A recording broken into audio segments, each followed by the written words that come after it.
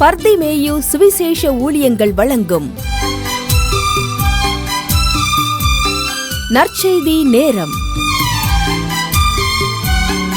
தேவ செய்தி pastor R. Augustine. இந்த நாளில் உங்களோடு மறுபடியும் எப்போதும் போல சந்திக்கவும் தேவனுடைய வார்த்தையை சொல்லவும் ஆண்டவர் கொடுத்திருக்கிற இன்னும் ஒரு தருணத்திற்காய் ஸ்தோத்திரம். அநேக தருணங்களை கர்த்தர் கொடுக்கிறார்.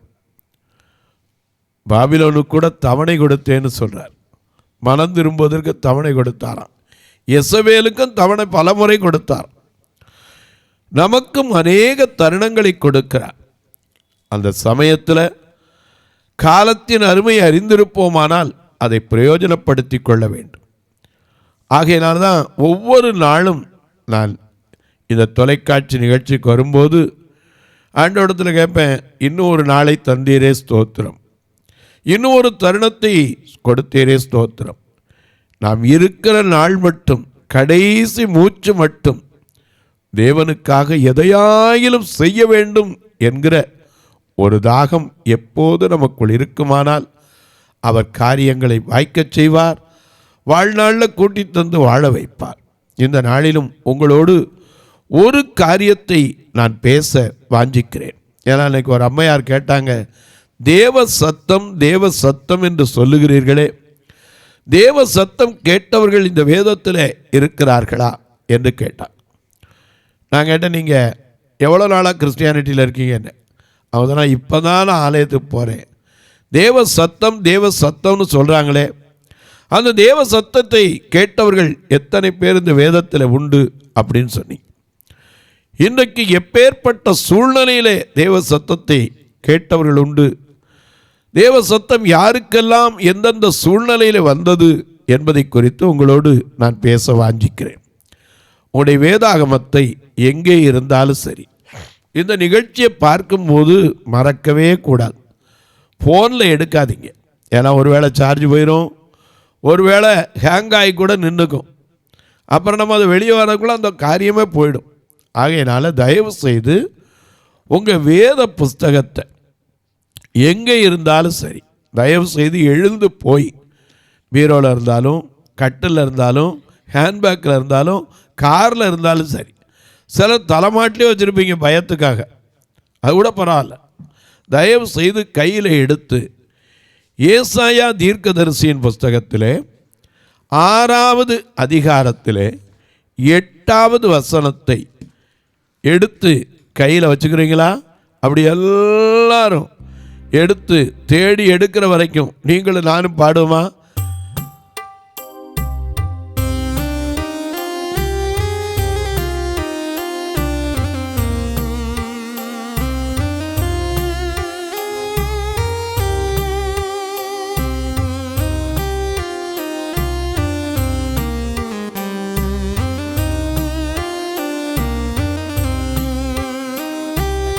உமக்கு மகிமை தருகிறோம், உம்மில் தான் மகிழ்ச்சி அடைகிறோம். உமக்கு மகிமை தருகிறோம், உம்மில் தான் மகிழ்ச்சி அடைகிறோம். அல்லேலூயா, அல்லேலூயா, Hallelujah, Hallelujah. உமக்கு மகிமை தருகிறோம், உம்மில் தான் மகிழ்ச்சி அடைகிறோம். உமக்கு மகிழ்ச்சி தருகிறோம், உம்மில் தான் மகிழ்ச்சி அடைகிறோம். Hallelujah, Hallelujah, Hallelujah, Hallelujah. உமக்கு மகிமை தருகிறோம், உம்மில் தான் மகிழ்ச்சி அடைகிறோம்.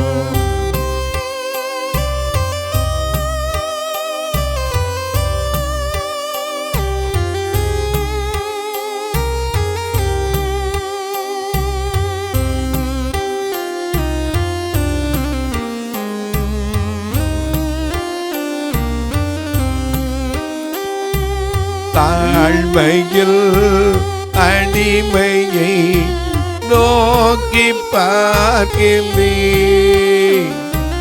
தாழ்மையில் அடிமையை நோக்கி பார்க்கின்றேன். உயர்த்தி மகிழ்கிறோம் ஒரு கோடி ஸ்தோத்திரமே. உயர்த்தி மகிழ்கிறோம் ஒரு கோடி ஸ்தோத்திரமே. ஹல்லேலூயா ஹல்லேலூயா ஹல்லேலூயா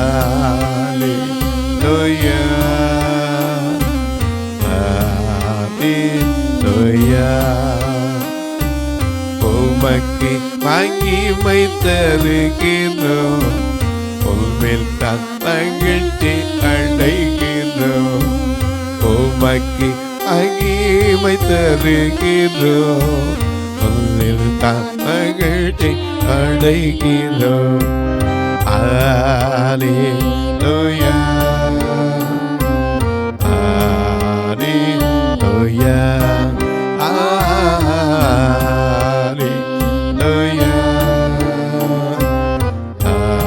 ஹல்லேலூயா. எல்லாம் எடுத்திருப்பீங்க. இங்கே வாசிக்க சொல்லட்டுமா? ஏசாயா தீர்க்கதரிசியின் புஸ்தகம் 6ஆம் அதிகாரம் 8வது வசனம். பின்பு யாரை நான் அனுப்புவேன்? யாரை நான் அனுப்புவேன்? யார் நமது காரியமாய் போவான்? தேவ சத்தம் யாரை பார்த்து வருது? ஏசாயா தீர்க்கதரிசியை பார்த்து வருகிறது. இந்த ஏசாயா தீர்க்கதரிசிக்கு எந்த காலத்திலே தேவ சத்தம் கேட்டது?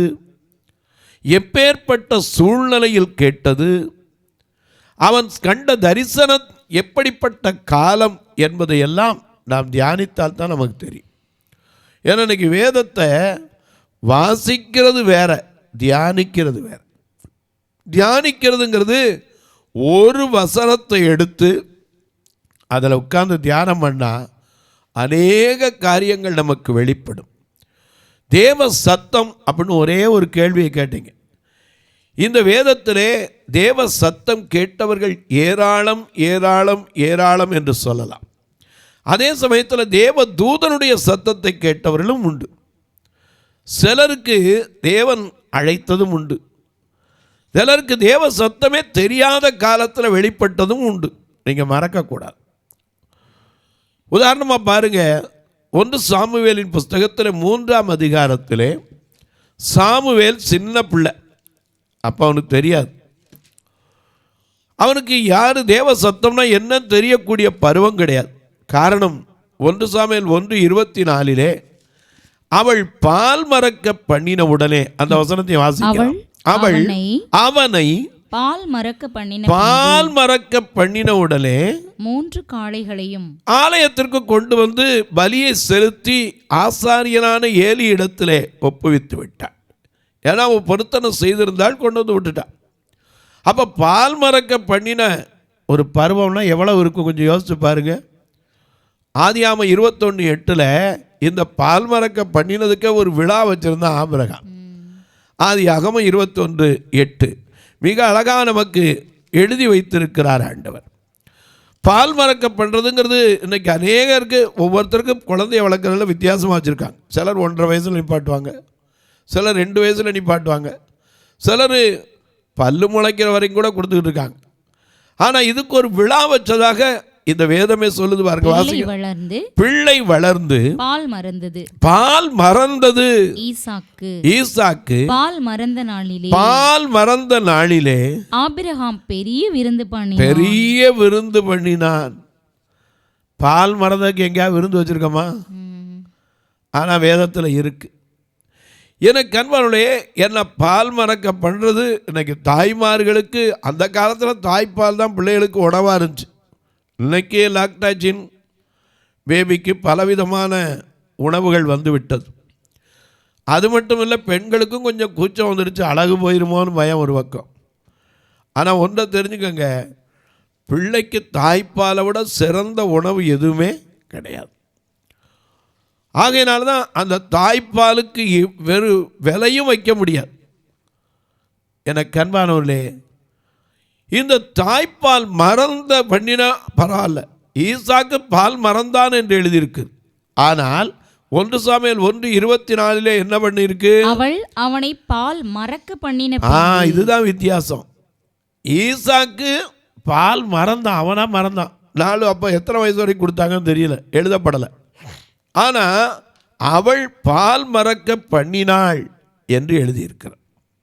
அப்போ தேவனுக்காக எவ்வளவு சீக்கிரம் ஒப்புவிக்கணுமோ அப்போ கொண்டு வந்து ஒப்புவிக்க வந்தான். அந்த சின்ன பிள்ளை சாமுவேலும் பெண்ணும் பிள்ளையாண்டான். தேவனுக்கு முன்பாகவும் மனுஷருக்கு முன்பாகவும் பிரியமாய் நடந்து கொண்டான் என்று வேதம் சொல்லுகிறது. இந்த சாமுவேலுக்கு தேவ சத்தம் கேட்டது. ஏன்னா அநேக நேரங்களில் நாம் தேவனுடைய சத்தத்தை கேட்கிற பாடம், தேவ சத்தம் நிறைவேற எல்லை ஒப்படைக்கிறேன், தேவ சத்தம் என்னுள்ளம் பலமாக தொலைக்குதே, தேவ சித்தம் நிறைவேற எல்லை ஒப்படைக்கிறேன், தேவ சத்தம் என்னுள்ளம் பலமாக தொலைக்குதே. தேவ சித்தம் கேட்டு சத்தம் கேட்டவர்கள் ஏராளம். இந்த சாமுவேலுக்கு பால் மறக்க பண்ணின குழந்தை, அவனுக்கு தெரியாது. அவன் எப்போதும் போல ஏலி என்கிற ஆசாரியனுக்கு முன்பாக பணிவிடைக்காரனாக இருந்தான். அப்படி பணிவிடைக்காரனாக இருந்து ஒரு நாள் தன் வேலையெல்லாம் முடிச்சுட்டு அவன் போய் படுத்துக்கிறான். அப்போ ஏலியும் சொல்லிடுறாரு, போய் படுத்துக்கப்பான்றார். அப்போ திடீர்னு ஒரு சத்தம் கேட்குது. வாசிக்க பார்க்கலாம் 1 சாமுவேல் 3ஆம் அதிகாரத்திலே. அவன் படுத்து கொண்ட பிறகு தேவ சத்தம் அவனுக்கு கேட்கிறது. இந்த சாமுவேல் என்னும் பிள்ளையாண்டான் படுத்திருக்கிறான். தேவனுடைய பெட்டி இருக்கிற கர்த்தருடைய ஆலயத்தில், தேவனுடைய பெட்டி இருக்கிற கர்த்தருடைய ஆலயத்தில் தேவனுடைய விளக்கு அணைந்து போகும் முன்னே, தேவனுடைய விளக்கு அணைந்து போகும் முன்னே சாமுவேலும் படுத்து கொண்டிருந்தான். அப்பொழுது கர்த்தர் சாமுவேலை கூப்பிட்டார். ஆதியாகமம் 12ஆம் அதிகாரத்திலே ஆபிரகாமுக்கு கேட்ட சத்தம் என்ன? நீ உன் இனத்தையும் உன் தேசத்தையும் எல்லாத்தையும் விட்டுட்டு நான் உனக்கு காண்பிக்கிற தேசத்துக்கு போ, நான் உன்னை பெரிய ஜாதியாக்கி உன்னை ஆசீர்வதித்து உன் பேரை பெருமைப்படுத்துவேன், ஆசீர்வாதமாயிருப்பாய், உன்னை ஆசீர்வதிக்கிறவர்களை ஆசீர்வதிப்பேன், உன்னை சபிக்கிறவர்களையும் சபிப்பேன், பூமியில் உள்ள வம்சங்கள் எல்லாம் உனக்குள் ஆசீர்வதிக்கப்படும் என்றும் ஆபிரகாமுக்கு கேட்டது. ஆனா இந்த சாமுவேலுக்கு ஒண்ணுமே சொல்லல, ஒரே சத்தம் தான் கேட்குது, சாமுவேலே சாமுவேலே, அவ்வளோதான். இவனுக்கு என்ன தெரியும்? சின்ன பிள்ளை. ஏன்னா அப்போ தான் பணிவிடைக்காரனா கொண்டு வந்து விட்டுருக்க நேரம். சின்ன பிள்ளையா வந்து நமக்கே தெரியும் குழந்தைக்கு என்ன தெரியும்போ. இதுக்கு ஒன்றும் தெரியாது. உடனே எந்திரிச்சு என்ன செஞ்சான்? அவன் நேர எங்க ஓடிட்டான்? ஏலியினிடத்தில் ஓடி இதோ இருக்கிறேன் கூப்பிட்டேரே என்றான். உடனே அவர் சொன்னாரு, அதற்கு அவன் நான் கூப்பிடவில்லை, திரும்பி போய் படுத்துக்கொள் என்றார். அவன் போய் படுத்துக் கொண்டான். மறுபடியும் the second calling, முதல்ல கூப்பிட்டதுல மறுபடியும் கர்த்தர் சாமுவேலே, ஐயா ஆதாமையும் கேட்டார். ஆதாமே நீ எங்கே இருக்கிறாய்னு கேட்டார். அவருக்கு தெரியாதா? அவன் வாயால சொல்லணும். தேவனுடைய சத்தத்தை தோட்டத்தில் கேட்டேன், அதனால போய் என்ன ஒழிச்சுக்கிட்டேன்னு அவன் சொல்லணும். ஏன்னா தன் பாவங்களை மறைக்கிறவன் வாழ்வடைய மாட்டான், அவர்களை அறிக்கை செய்து விட்டு விடணும், இரக்கம் பெறுவான். அதனால தான் அவனுக்கு இரக்கம். தோட்டத்தை விட்டு வெளியே துரத்தினா கூட ஒரு மிருகத்தை அடித்து அதன் ரத்தத்தை சிந்தி அதன் தோலினால் ஆடையை செய்து அவன் நிர்வாணத்தை மூடினார். அநேக நேரங்களில் தேவ சத்தம் நமக்கும் கேட்கும். ஆனால் எந்த காலத்தில்? நாம் முழுவதும் ஆண்டவருக்குள்ள மனம் திரும்பினா நிச்சயமாக கேட்கும். ஆபிரகாமுக்கு மட்டும் கேட்கறதில்ல, அவரை ஏற்றுக்கொண்டவர் எத்தனை பேரோ அத்தனை பேரும் அவருடைய பிள்ளைகள்னா பிள்ளைகள்ட தகப்பன் பேசாமல் இருப்பாரா? நிச்சயமாக பேசுவார். இந்த சாமுவேல்கிட்ட ஒரு பதிலும் சொல்லலை, திரும்பி போய் படுத்துட்டான். 2வது தரமும் கூப்பிடுறார். எப்படி கூப்பிடுறாரு? மறுபடியும் கர்த்தர் சாமுவேலே என்று கூப்பிட்டார். அப்பொழுது சாமுவேல் எழுந்திருந்து ஏலியினிடத்தில் போய் இதோ இருக்கிறேன், என்னை கூப்பிட்டேரே என்றான். அதற்கு அவருக்கு திரும்பவும் சொன்னாரு, என் மகனே, நான் உன்னை கூப்பிடல, திரும்பி போய் படுத்துக்கொள் என்றார். அப்பவும் போய் படுத்தான். சாமுவேல் கர்த்தரை இன்னும் அறியாதிருந்தார். அதுதான் பிரச்சனை, அவருக்கு யாருன்னே தெரியாது. இன்னைக்கு நமக்கு இவ்வளவு வயசான பிறகு கர்த்தர் யார், இயேசு யாருன்னு புஸ்தகம் கொடுக்குறோம், ட்ராக்ஸ் கொடுக்குறோம். இயேசு யார் நமக்கு தெரியாதா? நம்மை தேடி இந்த பூமிக்கு வந்தவர். சாமுவேல் சின்ன பிள்ளை, பால் மறக்க பண்ண உடனே கொண்டாந்து விட்ட. ஆலயம் தெரியும், அம்மா கொண்டாந்து விட்டுட்டு போயிட்டாங்க. ஆனால் 2 தரம் கூப்பிட்ட போதும் அவனுக்கு தெரியலை. ஏன்னா அவன் கர்த்தரை அறியவில்லை. அறியாமையின் காலங்களை தேவன் காணாதவர் தான். இப்பொழுதோ மனம் திரும்ப வேண்டும். நம்ம தெரிஞ்சிட்டோம்ல, அப்பதான் மனம் திரும்பினா தான் தேவ சத்தம் நமக்கு என்ன செய்யும்? கேட்கப்படும். யார்கிட்ட பேசுவார்? எல்லாத்தையும் பேசுவாருங்க. அவர்கிட்ட பட்சபாதமே கிடையாது. நம்ம தான் பட்சபாதம். இருக்கிறவனுக்கு ஒரு இடம், இல்லாதவனுக்கு ஒரு இடம். யாக்கோபு நிருபத்தில் வாசிக்கிற வரி, பொன் மோதிரமும் மினுக்கு வஸ்திரம் தரித்த ஒருவனும் உங்கள் ஆலயத்தில் வந்தால் அவனை பார்த்து என்ன செய்ய? இந்த நல்ல இடத்துல உட்காரு. எல்லாம் அதே மாதிரி கொஞ்சம் எளிமையான வஸ்திரம் தெரிஞ்சவன் கந்தையும் வச்சிருந்தா நீ அங்க போய் இல்லாட்டி அல்லது பாதப்படியில உட்காருன்னு பட்சபாதத்தோடு நாம் நிதானிக்கிறோம்.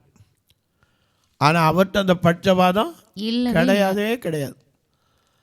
ஏன்னா அவருக்கே உடுத்துறதுக்கு துணி கிடையாது இந்த பூமிக்கு வரும்போது. அதனால தான் அடையாளம் சொல்ற, துணிகளிலே சுற்றி முன்னணியிலே கிடத்தி இருக்க காண்பீர்கள். நாமளும் கிறிஸ்துமஸ் வந்தால் பாடினோம், கந்தை துணியோ கர்த்தருக்கு, புது துணியோ எங்களுக்கு. போகட்டும். இந்த சாமுவேல் கர்த்தரை இன்னும் அறியவில்லை. ஆகையினால அவனுக்கு விளங்கலை. திரும்பவும் ஒரு சத்தம் கேட்குது. வாசிங்க. 3ஆம் முறையும் கர்த்தர் மறுபடியும் 3ஆம் விசை சாமுவேலே என்று கூப்பிட்டார். அப்பவும் அவன் என்ன செய்தான்? அவன் எழுந்திருந்து ஏலியினிடத்தில் போய் இதோ இருக்கிறேன், என்னை கூப்பிட்டேரே என்றார். அப்பதான் ஏலிக்கே விளங்குது, ஆசாரியனுக்கு அப்பதான் விளங்குது. என்ன விளங்குது? வாசிங்க. அப்பொழுது கர்த்தர் பிள்ளையாண்டானை கூப்பிடுகிறார் என்று ஏலி. கர்த்தர் நம்ம நோக்கி என்ன செய்வார்? எப்பவும் கூப்பிட்டு தான் இருக்கார். நமக்கு தான் இன்னும் தெரியல, அவருடைய சத்தம் கேட்குறேங்க. சாமுவேலுக்கு விளங்கலை. அதனால தான் கர்த்தர் யாருன்னு அவனுக்கு தெரியலை. ஏலிக்கு அப்புறம் தானே விளங்குச்சு. முதல் தரம் சொன்னார், நான் கூப்பிட போய் படுத்துக்கோ. 2வது தரம் சொன்னார், நான் கூப்பிட்ட படுத்துக்கோ. 3ஆம் தரம் தான் அவனுக்கு தெரிஞ்சு பிள்ளையானான்னு யார் கூப்பிடுறா? கர்த்தர் கூப்பிடுகிறார். ஏலி அறிந்து சாமுவேலை நோக்கி நீ போய் படுத்துக்கொள், உன்னை கூப்பிட்டார். அப்பொழுது நீ கர்த்தாவே சொல்லும், அடியேன் கேட்கிறேன் என்று சொல் என்றான். சாமுவேல் போய் மறுபடியும் படுத்துக்கொண்டான். அப்பொழுது கர்த்தர் வந்து நின்று முன்போல சாமுவேலே என்று கூப்பிட்டான். சாமுவேலே என்று கூப்பிட்டார். அதற்கு சாமுவேல் சொல்லும் அடியேன் கேட்கிறேன் என்றான். கர்த்தர் சாமுவேலை நோக்கி இதோ நான் யாரை குறித்து தான் சொல்ல போறாரு? ஏலி குடும்பத்தை பத்தி தான் சொல்றதுக்கு சாமுவேலை கூப்பிடுறார். சொல்ல போறது யாரை குறிச்சு? ஏலியின் குடும்பத்தை குறிச்சு. எனக்கு அன்பானவர்களே, நமக்கும் ஆண்டவருடைய சத்தம் கேட்கும், அழைப்பின் சத்தம் கேட்கும். நாம் அவருக்குள்ள இன்னும் முழுசாக வந்துட்டோமா? முழுவதும் வந்துட்டோம்னா நாம் பாடுறோம், அர்ப்பணித்தேன் ஆவி ஆத்துமா சரீரத்தை அர்ப்பணித்தேன்னு சொல்ல. அப்பா உனக்காக அர்ப்பணித்தேன்கிறோம். முழுவதும் நாம் அர்ப்பணிச்சிட்டோம்னா உலகத்திலும் உலகத்தில் உள்ளவைகளிலும் அன்பு கூற மாட்டோம். ஏன்னா உலகத்தில் இருக்கிற அன்பெல்லாம் மாமிசத்தின் இச்சை, ஜீவனத்தின் பெருமை, கண்களின் இச்சை, பிதாவினால் உண்டானதல்ல. அதை பிதா வைத்திருக்கிற மேலானவற்றை நோக்கணும்னா அவருடைய சத்தம் நமக்கு என்ன செய்யும்? கேட்கும். அது கேட்பதற்கு நான் சொல்வேன், we are not yet fully qualified even now. இதுவரைக்கும் நாம் தகுதிப்பட்டிருக்கோமா? அப்படி பட்டிருந்தா கட்டாய எந்த மனுஷனுக்கும் கேட்குங்க. யார் மேலேயும் அவருக்கு பட்சவாதம் கிடையாது. யார் கூப்பிட்டாலும் 2 கண்ணும் தெரியாதவன் தாவீதின் குமாரனே எனக்கு இறங்குன உடனே அவர் யாருன்னே தெரியாது, கருப்பா சேப்பா தெரியாது, அவன்கிட்ட வந்து நான் உனக்கு என்ன செய்யணும்னு கேட்கலையா? பதில் கொடுக்கலையா? இன்றைக்கு உங்களுக்கும் தருவார். தேவ சத்தம் கேட்பதற்கு முதலாவது நமக்குள் இருக்கிற குறைவுகள் எல்லாம் மாறணும். நமக்குள் இருக்கிற உலக இச்சை, ஆசை, கண் மயக்கங்கள் எல்லாம் நம்ம மாறணும். அதனால தான் இன்றைக்கி நம்ம சத்தம் கேட்க முடியல. மற்றபடிக்கு தேவ சத்தம் ஒவ்வொருவருக்கும் கேட்கும். ஐயா, ஒரு காலம் வரும்போது அந்த காலத்தில் வேத சத்தம் கூட கேட்கக்கூடாத காலம், ஆமோஸ் 8:11 படி. ஆனால் இப்போ வரைக்கும் ஆண்டவருடைய சத்தம் நம்ம கேட்கறதுனால தான் நம்ம நடக்கிறோம், நிற்கிறோம், நிர்மூலமாகாமல் இருக்கிறோம். தொலைக்காட்சியை பார்க்கிற என் அன்பு மக்களே, இந்த நிகழ்ச்சியை நாள்தோறும் பார்க்குறீங்க, கேட்குறீங்க, பரவசம் அடைகிறீங்க. தேவ சத்தம் உங்களுக்கும் கேட்கணும்னு ஆசை இருந்தால் என்னோடு பேசுங்க ஆண்டவரேன்னு கூட்டு பாருங்க. அவர் தனிமையில் பேசுவார், வயல்வெளியில் பேசுவார், வனாந்தரத்தில் பேசுவார். நாம் தனிமையில் இருக்கும்போது நம்மோடு நடப்பார். ஏன்னா நம்ம விட்டு போகிறதே கிடையாது. அவரே ஏற்கனவே வாக்கு பண்ணிட்டார், உலகத்தின் முடிவு பரியந்தம் சகல நாட்களிலும் உங்களோடு கூட இருக்கிறேன்ட்டார். அவர் சத்தத்தை நாம தான் கேட்டு கேட்கணும். ஆண்டவரே சொல்லும் அப்படின்னு கேட்டோன்னா சொல்லுவார். நாம் இன்னும் தகுதிப்படுறதுக்கு நம்மை பலப்படுத்த ஆண்டவர்கிட்ட கேட்போம். அன்றைக்கு சாமுவேலுக்கு இப்போ அறியாத பருவத்தில் கிடச்சுன்னா இன்றைக்கி உனக்கு எனக்கு எவ்வளவோ கல்வி தெரியும், நல்லது தெரியும், கெட்ட தெரியும், தீமை தெரியும், நன்மை தெரியும்.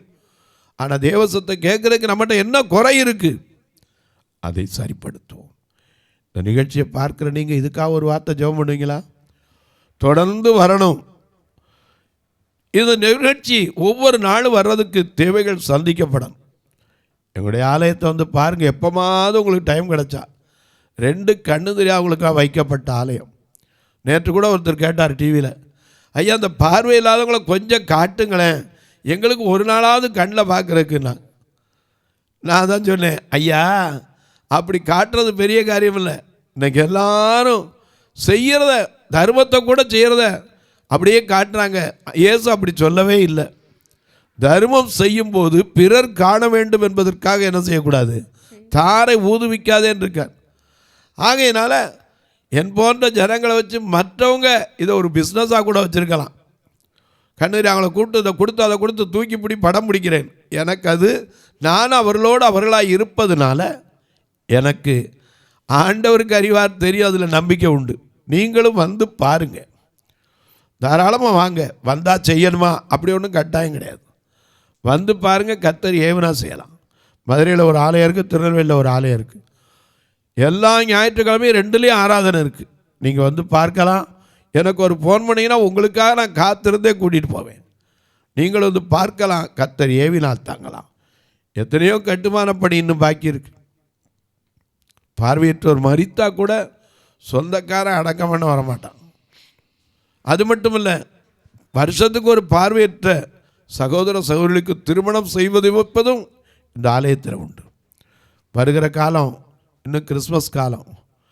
நான் எல்லாரும் போல் கவர் போட்டு எனக்கு இத்தனை லட்சம் தேவை, அத்தனை லட்சம் தேவைன்னு உங்கள்கிட்ட சொல்ல வேண்டியதில்லை. கர்த்தர் அறிவார். எவ்வளோ செய்கிறோங்கிறத நீங்கள் வந்து பார்க்கலாம். திருநெல்வேலியில் 4வது வாரம் வாங்க, டிசம்பரில் தாராளமாக வந்து நீங்கள் கலந்து கொள்ளலாம். அன்றைக்கி ஃபெஸ்டிவல் ஆஃப் ஜாய் திருநெல்வேலியில் புது பஸ் ஸ்டாண்டுக்கு ஆப்போசிட் இருக்க நம்ம கிரேஸ் ஆடிட்டோரியத்தில் நடக்கும். மதுரையில் கிறிஸ்மஸ் அன்னைக்கு ஆராதனை வைப்போம். வந்து பாருங்கள். நீங்கள் வந்து கலந்து கொள்ளலாம். கர்த்தர் ஏவினால் தாங்கலாம். உங்கள் ஜெபக்காரி எது இருந்தாலும் தாராளமாக சொல்லலாம். காலை 10லேருந்து 5க்குள்ளே உங்கள் பிறந்த நாள், திருமண நாள் போன்ற நல்ல நாட்களிலே ஒரு உணவு கொடுக்க உதவலாம், ஒரு ஊன்றுகோல் கொடுப்பதற்கு உதவலாம், ஒரு கட்டுமான படிக்க உதவலாம். ஞாயிற்றுக்கிழமை மட்டும் வேனில் கூட்டிகிட்டு வர்றதுக்கே மாதம் 16,000 ரூபா செலவழிக்கிறோம். ஒருவேளை கர்த்தர் உங்களை ஆசீர்வதித்திருந்தா ஒரு வேனை வாங்கி வைப்பீங்கன்னா நான் குறைந்து போயிடலாம். ஆனால் இந்த ஆலயம் நிலைத்திருக்கும், இந்த ஊழியம் நிலைத்திருக்கும். அது என்னாலும் உங்கள் அந்த ஆத்மாவை கொண்டு வந்து விடுகிற, அந்த ஆத்மாவுக்கு ஆதாயம் செய்கிற அந்த பணி உங்கள் பிள்ளைகளின் பிள்ளைகளுக்கும் ஆசீர்வாதமாக இருக்கும். இப்போ உங்களுக்காக ஜெபிக்கட்டுமா? நல்ல பிதாவே, நன்றியோடு துதிக்கிறோம். தேவ சத்தம் அன்றைக்கு ஒரு சாமுவேலுக்கு கேட்டது, இன்றைக்கு எங்களுக்கும் கேட்குமா? நிச்சயமா. அவரை நோக்கி கூப்பிட்டார். அவரே சொல்லியிருக்காரு, கூப்பிடு, பதில் கொடுப்பார், உன் குறைவெல்லாம் நிறைவாக்குவார். உண்மையாய் தேடுகிறவருடைய உள்ளத்திலும் அவர் வருவார். அன்பின் தெய்வமே, யார் யார் வேதனையோடு, கண்ணீரோடு, கவலையோடு, வியாதியின் பிரச்சனையோடு படுத்திருக்கிறார்களோ, வெளியே மனம் விட்டு சொல்ல முடியாத மனவேதனையோடு ஒவ்வொருவருக்குள்ளும் இருக்கிற அந்த வேதனைகள் மாறட்டும், கண்ணீர் மாறட்டும், கவலைகள் மாறட்டும்.